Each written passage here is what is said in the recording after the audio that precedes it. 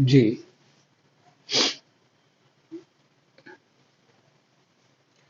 श्री गणेशाय नमः। श्री सीतारामाभ्यां नमः।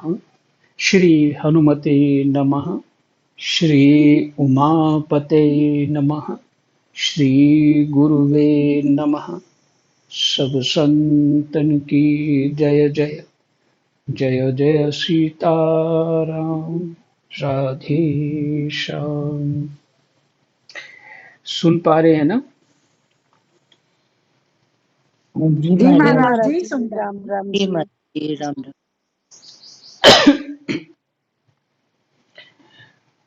कृष्णाय वासुदेवाय हरे परमात्मने प्रणतः क्लेशनाशाय गोविन्दाय नमो नमः।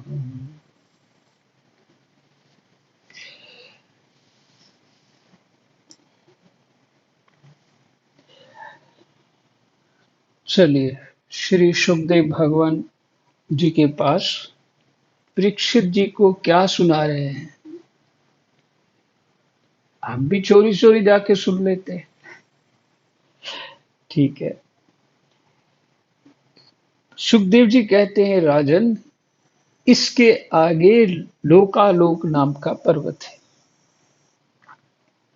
यह पृथ्वी के सब और सूर्य आदि के द्वारा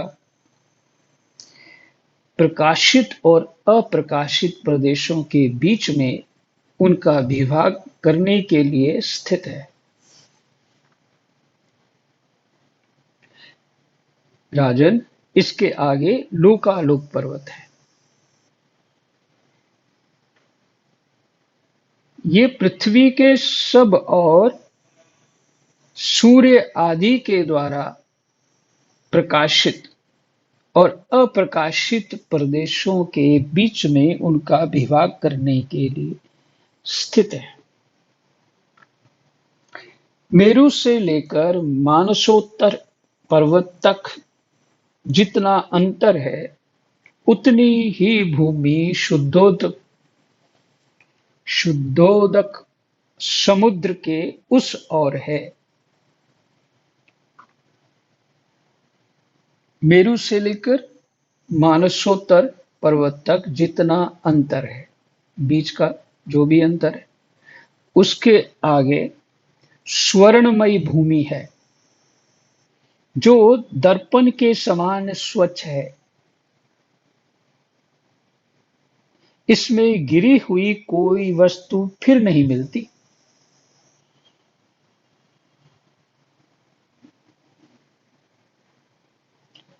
इसलिए वहां देवताओं के अतिरिक्त और कोई प्राणी नहीं रहता।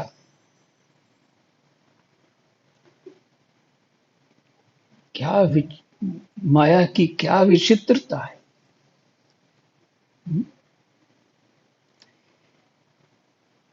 वो उस स्वर्णमयी भूमि है, उसमें कोई वस्तु गिर जाए तो मिल जानी चाहिए, पर वो मिलती नहीं।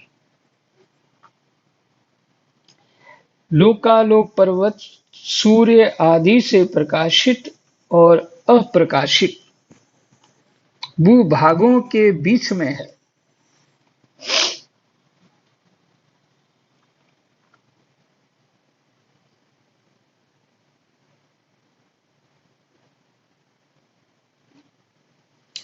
माने एक तरफ अंधेरा है और एक तरफ प्रकाश है सूर्य का, और बीच में पर्वत खड़ा है।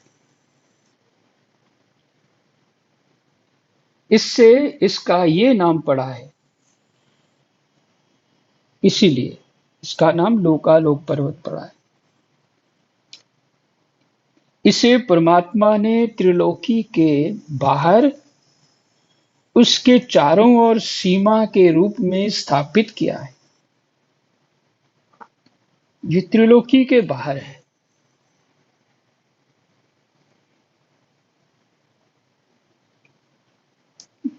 तीनों लोकों से परे है। तात्पर्य चारों ओर सीमा के रूप में स्थापित किया है। ये चारों ओर है। ये इतना ऊंचा और लंबा है कि इसके एक ओर से तीनों लोकों को प्रकाशित करने वाले सूर्य से लेकर ध्रुव पर्यंत समस्त ज्योतिर्मंडल की किरणें दूसरी ओर नहीं जा सकती। इसका अर्थ है कि ध्रुव मंडल इसके भीतर ही है। ये सब गैलेक्सियां इत्यादि जो जो देख रहे हैं, ये सब इसके भीतर है। कोई पर्वत है इन इस त्रिलोकी में, भू भुव स्वाहा त्रिलोकी में, इसके चारों ओर कोई पर्वत है, जो सूर्य भी इसके भीतर है और इसके भीतर का प्रकाश बाहर नहीं जा सकता है। यही समझ में आया है।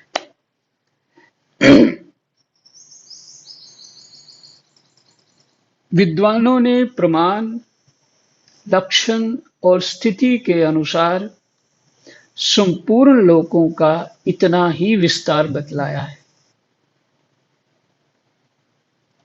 यह समस्त भूगोल 50 करोड़ योजन है। विद्वानों ने प्रमाण, लक्षण और स्थिति के अनुसार संपूर्ण लोकों का इतना ही विस्तार बतलाया है। यह समस्त भूगोल 50 करोड़ योजन है। एक योजन कितना होता है मुझे नहीं पता है, लेकिन 50 करोड़ योजन है। इसका चौथाई भाग अर्थात 12.5 करोड़ योजन विस्तार वाला ये लोकालोक पर्वत है।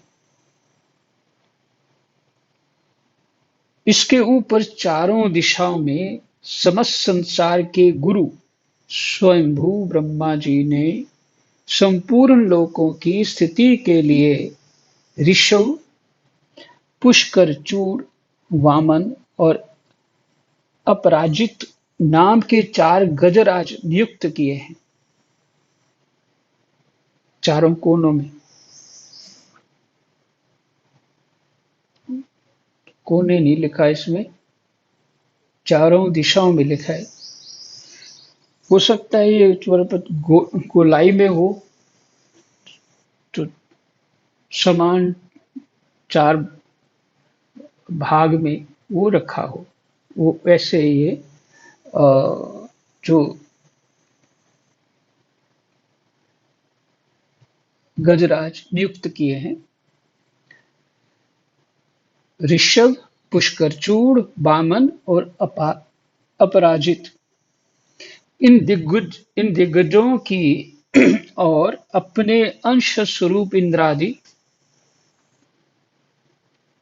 इन दिग्गजों की और अपने अंश स्वरूप इंद्रादि लोकपालों की विविध शक्तियों की वृद्धि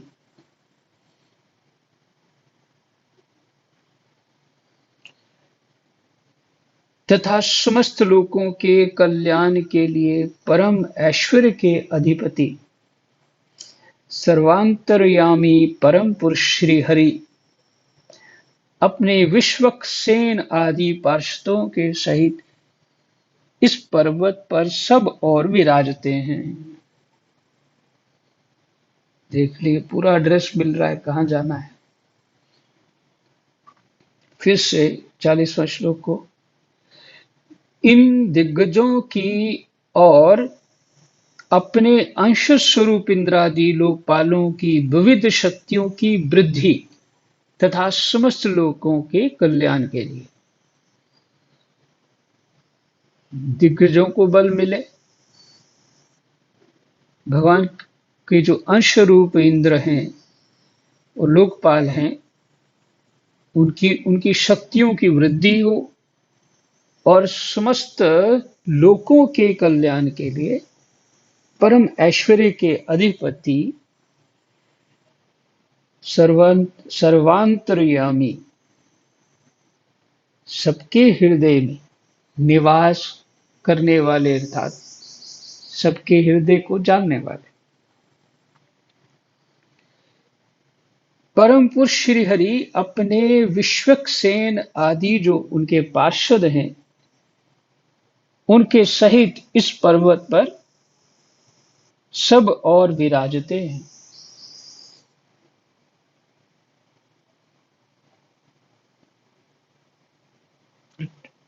वो पर्वत भी चारों ओर है और सभी लोग वहीं विराजते हैं। भगवान भी वही है। वे अपने विशुद्ध सत्व को, जो धर्म, ज्ञान, वैराग्य और ऐश्वर्य आदि 8 महासिद्धियों से संपन्न है, वे अपने विशुद्ध श्री विग्रह माने सत्व श्री विग्रह को, जो धर्म, ज्ञान, वैराग्य और ऐश्वर्य आदि 8 महासिद्धियों से संपन्न है।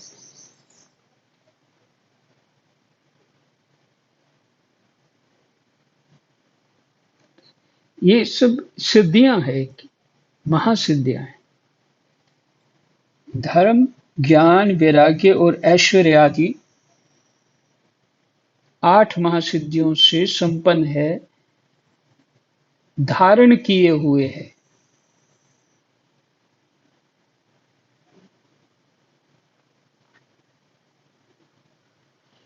उस विग्रह जो भगवान ने स्वरूप अपना वहां प्रकट किया है।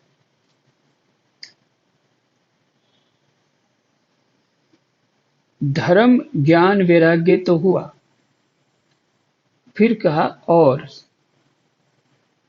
ऐश्वर्य आदि, ये 8 सिद्धियां अलग से हैं, धारण किए हुए हैं।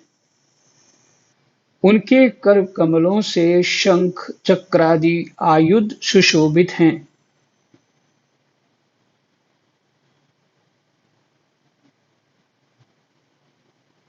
इस प्रकार अपनी योग माया से रचे हुए, देखिए ये माया से भगवान ने रचा है सब कुछ ना। हमारा पृथ्वी लोग, जो 7 लोग नीचे के हैं, 7 लोग ऊपर के हैं, और उसके चारों ओर जो है 14 भुवन के चारों ओर पर्वत है। वो ऊपर, उसके पर्वतों के ऊपर ये देवता लोग रहते हैं, दिग्गज हाथी रहते हैं और विष्णु रहते हैं अपने पार्षदों सहित।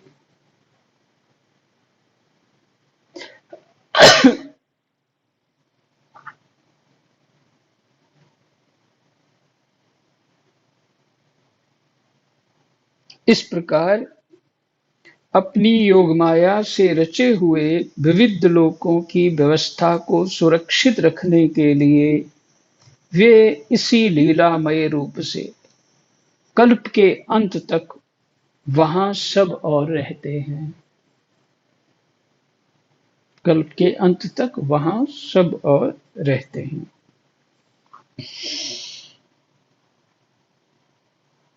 लोकालोक के अंतर्वर्ती भूभाग का जितना विस्तार है, उसी से उसके दूसरी ओर के अलोक प्रदेश के परिमाण की भी व्याख्या समझ लेनी चाहिए। लोकालोक के अंतर्वर्ती माने भीतर का भाग जितना विस्तार है, उसी से उसके दूसरी ओर बाहर वाला जो भाग है, अलोक प्रदेश के परिमाण की भी व्याख्या समझ लेनी चाहिए। मतलब उतनी ही मान लेनी चाहिए।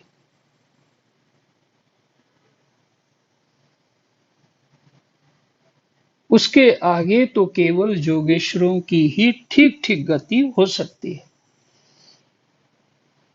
वो बाहर वाले साइड में जाने में जोगेश्वर ही समर्थ हैं। राजन, स्वर्ग और पृथ्वी के बीच में जो ब्रह्मांड का केंद्र है, वही सूर्य की स्थिति है। स्वर्ग और पृथ्वी के बीच में जो ब्रह्मांड का केंद्र है, वही सूर्य की स्थिति है। सूर्य और ब्रह्मांड गोलक के बीच में सब ओर से 25 करोड़ योजन का अंतर है।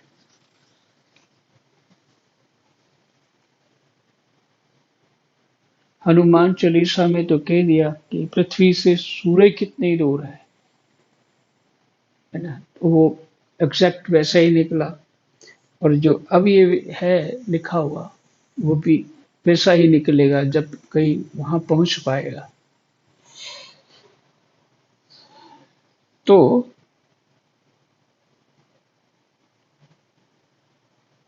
स्वर्ग और पृथ्वी के बीच में जो ब्रह्मांड का केंद्र है, वही सूर्य की स्थिति है। माने सूर्य बीच में है। सूर्य और ब्रह्मांड गोलक के बीच में सब ओर से 25 करोड़ योजन का अंतर है। सब ओर से 25।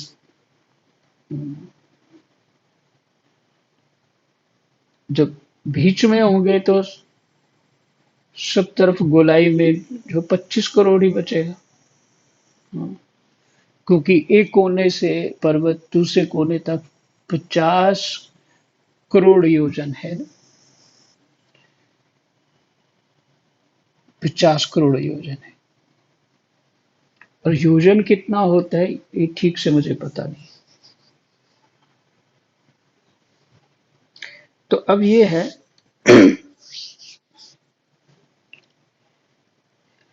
अच्छा, जब ये हम सुन लेंगे, भीतर की हर मनुष्य के भीतर की अनंत प्रकार की कुंठाएं भरी पड़ी रहती है ना। और कुंठाएं हमें पता भी नहीं होती कैसी कुंठाएं हैं। तो जब इस तरह का हम सुनते हैं, ये परीक्षित जी को सुनाया जा रहा है, तो उसका मरने का भय तो समाप्ति हो जाएगा ना। तो उसकी इच्छा होगी मैं मरूं और वहां जाऊं, ये सब देखूं, और मैं किस कुएं में पड़ा हुआ।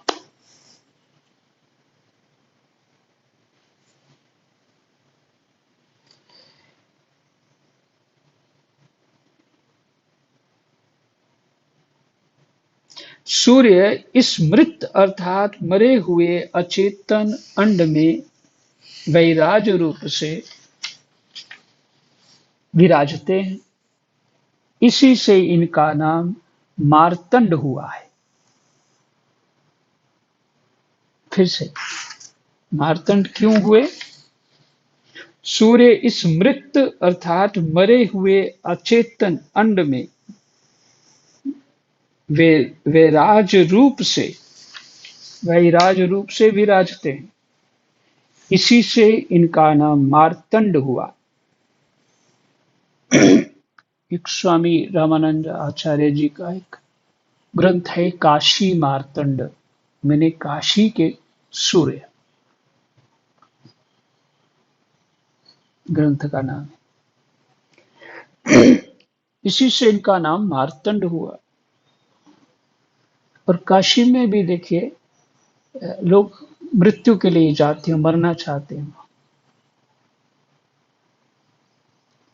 ये हिरण्यमय ज्योतिर्मय ब्रह्मांड से प्रकट हुए हैं। हिरण्यमय ज्योतिर्मय ब्रह्मांड से प्रकट हुए हैं, इसलिए इन्हें हिरण्यगर्भ भी कहते हैं। और ब्रह्मा को भी हिरण्यगर्भ कहते हैं।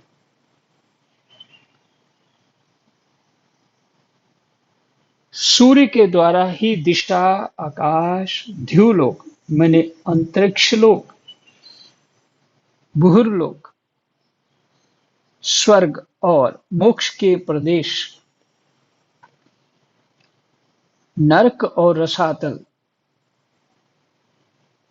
तथा अन्य समस्त भागों का विभाग होता है।